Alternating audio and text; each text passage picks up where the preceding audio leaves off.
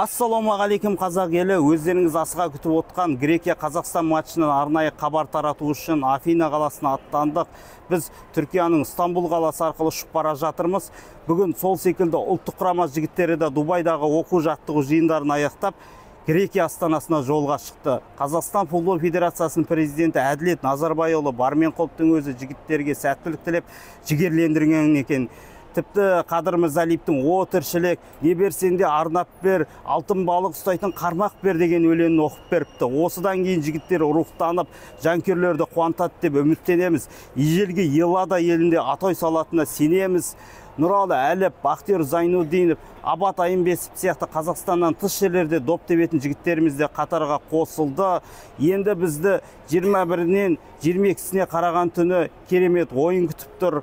Егер біз Грекияны жеңіп жатсақ, әрі қарай Грузия немесе Люксембургтің жеңімпазымен ойнаймыз. Сол кезде одан да ұтып жатсақ, Еуропа чемпионатына жолдама алуға болады. Биылғы кәрі құрлықтың чемпионаты Германияда өтеді. Құрметті спорт жанкүйерлері, мен үстіндегі жиден көріп тұрсыздар, қазақша сөйле деген. Бұны Тас Групп компаниясының кез келген филиалынан сатып алуға болады. Біздің осы видеомызға қолдау көрсеткен Тас Групп компаниясына және оның басшылығына алғысымызды білдіреміз.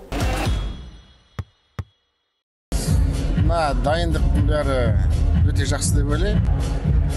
Бүкіл аналитика жағын айтсақ, физподготовканы айтсақ, бәрі өте жақсы өтіп жатыр. Магомед Алиевқа соны күнделік сұрақтарын қоямын. Дайындықтың өте жақсы деп жатыр. Бұйырса, енді алдымызда жеңістер бар, евро күтіп тұр, соған жетуіміз керек. Бәріміз соған тырысамыз. Рахмет, бізде сол Қазақстанның 24 команданың арасында болған қалаймыз. Жанкүйерлерді бір ерекше күтіп отырды ойнаймыз, сәттілік тілейміз. Рахмет сізге. Бәрімізге сәттілік. Бұл деген бәріміздің жұмысымыз. Бұл деген бәрімізді жасаған істеріміз. Осы футболымызды дамытып, сол алдымызда қоймасына жетсек болды. Рахмет. Құрмет жанкүйерлер, Грекия Қазақстан матчы туралы блогерлер, журналистер, жалпы көрермендер не ойлайды? Олардың ойлары қандай? Қазір сіздерге назарларыңызға ұсынамыз. Бірнеше жақсы ойлар айтылды. Тыңдап көріңіздер. Завтра матч. Что ждете? Қазақстан, Греция. Қазақша айтайық. Иә, қазақша орысша. Біріншіден ол как-то бүгін жанкүйер сияқты келдім арқылы. Енді креатив директор емес. Сол үшін тек қана сәттілік, жеңіс болды. Басқа ойым жоқ. Не үшін келдік осында? Конечно, жеңіліс үшін емес. Жеңіс үшін келдік, күтіп отырмыз. Үміттенеміз. Ертең біздің жігіттер жиналып, ең мықты матч көрсетіп, келесі матчқа уже дайындаламыз. Немесе Грузия, немесе Люксембургқа. Сен қайда барғың деп тұр? Грузияға, Люксембургқа ма? Мен негізі Люксембургта болған жоқпын. Бірақ Грузияға ойлаймын. Грузияға барамыз деп ойлаймын. Қазақстаннан кім гол соғуы мүмкін? Қиын сұрақ ол. Кім соққан қалайсыңдар? Любой салса бәрібір ғой. Главный результат? Конечно.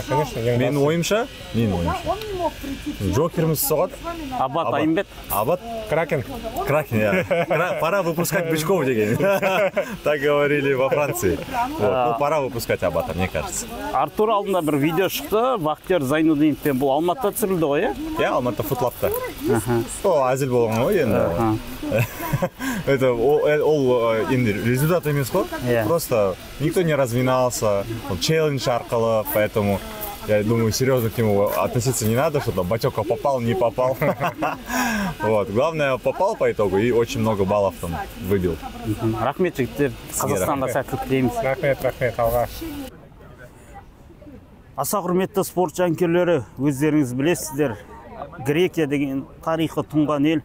Сондықтан Афина қаласының орталығы Акрополдағы тарихи кешенің алдына келіп тұрмыз. Бұнда арамызда қазақтар да жүр, небір блогерлерді көріп жатырмыз. Бастысы ұлттық құрама жеңісімен қуантса деген ниетпен осындай тарихи жерге келіп тұрық. Кезінде 2005 жылы біз Грекиямен 2 матч өткізгенбіз. Ол кезде екеуінде де ұтылғанбыз. Қарымта матчта Алматыдағы ойында тіпті 80 минуттарға дейін тең есеп тіркеліп, соңғы минуттарда гол жіберіп алғанбыз. Осы жолы Қазақстан ұлттық құрамасы ондай қателік жібермейді деп үміттеніп отырмыз. Жігіттердің бәрі сақадай сай. Бүгін баспасөз мәжілісі өтеді. Ол жерден де сіздерге ойыншылардың, бапкердің пікірін беретін боламыз. Қазақстан құрамасына шынайы ниетпен жанкүйерлік етіп отырмыз. Сондықтан ұлттық құрама жігіттеріне тек қана сәттілік тілейміз. Ертеңгі матчқа дайындық қатты, міне Қазақстан құрамасында шарпысы сатылып жатыр. Бұл негізі АЕК командасы ойнайтын стадион. Сондықтан АЕК-тің жиделері сатылады көбіне. Қарап отырсыздар. Стадионның дүкеніне кірдік. Доптарды көріп жатсыздар. Грекия мен Қазақстан матчы алдындағы баспасөз мәжілісіне дайындық. Спорт плюс арнасында тікелей эфирге шығып жанталасып жатыр. Жаңа ғана эфирге шығып стендап жасаған Айбек Қалуша комментаторымыз. Бек өте маңызды ойын болып тұр ғой. Мынау енді толқып тұрмыз, не айту керек екенін білмейміз. Барлығы ойын қалай болады деп ойлайсыз. Біздің Қазақстандық құрамасында мүмкіндік бар ма деп сұрайды да. Мен айтамын, мүмкіндік болмаса біз келмейтін едік, мүмкіндік болмаса Қазақстан құрамасы да дәл осы стадионда ертең ойнамайтын еді деп отырмыз. Сондықтан бәрі мүмкін. Бұл енді футбол. Бұл жерде мынау ұтады деп алдын ала ешкім айта алмайды. Тіпті фавориттердің өзі, чемпион болады деп отқан командалардың өзі аутсайдерлер мына ұпай жоғалтып жатады. Ал оның жанында Қазақстан құрамасының бір деңгей дәрежесі Грекиядан соншалықты төмен деп ойламаймын. Енді не қос, біз көктемде бір сенсация жасап қоятынымыз бар еді ғой. Бұл жолда сондай бір үмітпен келдік қой енді, шыны керек. Біз наурыз айында, былтыр Данияны ұттық, оған дейін ең алғашқы осы УЕФА-ға өткеннен кейін бір жеңісімізде Сербиямен дәл осы 2007 жылы наурыз айында тіркедік. Венгрияны жеңдік бір рет осы. Венгрияны ұтқанымыз бар. Одан кейін Украинамен сырт алаңда тең түскеніміз бар. Сондықтан Молдованды дәл осы наурыз айында ұттық қой біз. Бір осындай бір жеңісті сериялар ұлыстың ұлы күнінің қарсаңында бір жаңағы Ақтөбенің қарны жарылған деген елде бір осылай керемет мереке болып рухтанып жатқан кезде сол наурыз көже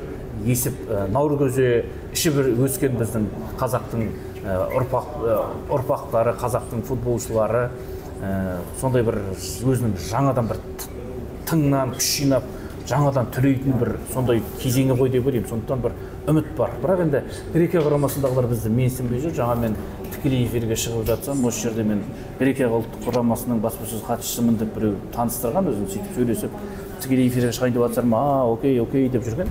Сөйтіп мен бір тікелей эфирге қойып жүргізушілермен байланысып бір 2-3 минуттай сөйлеген кезде алдымыздан тұрып кесе көлденеңнен камераның алдынан жүріп бір құрмет жоқ еткенін көрсетіп тұр да, тікелей эфирге. Журналист білетін адам көшеден кіріп кеткен жанкүйер емес. Сондықтан оның жанында секьюритилер жан-жақта тұр, мысалы үшін кадрға кірмейді. Осы бір дүниелерді көрген кезде Грекияны бар ғой, одан самай ұтып жазалап, ана баспасөз хатшысын арқасынан қағып, ничего, нормально деп жұбатып кеткім келіп тұр ертең. Рахмет, Грекияға жеңейік. Құдай қаласа жеңіспен оралайық. Салам алейкум всем казахстанцам. Меня зовут Николаус Поронидис. Я родился в Южном Казахстане. Это нынешний Махтарал. Раньше он назывался Пахтаралом. Хочу сказать, дорогие казахстанцы, что мы вас очень любим, и мы братские страны.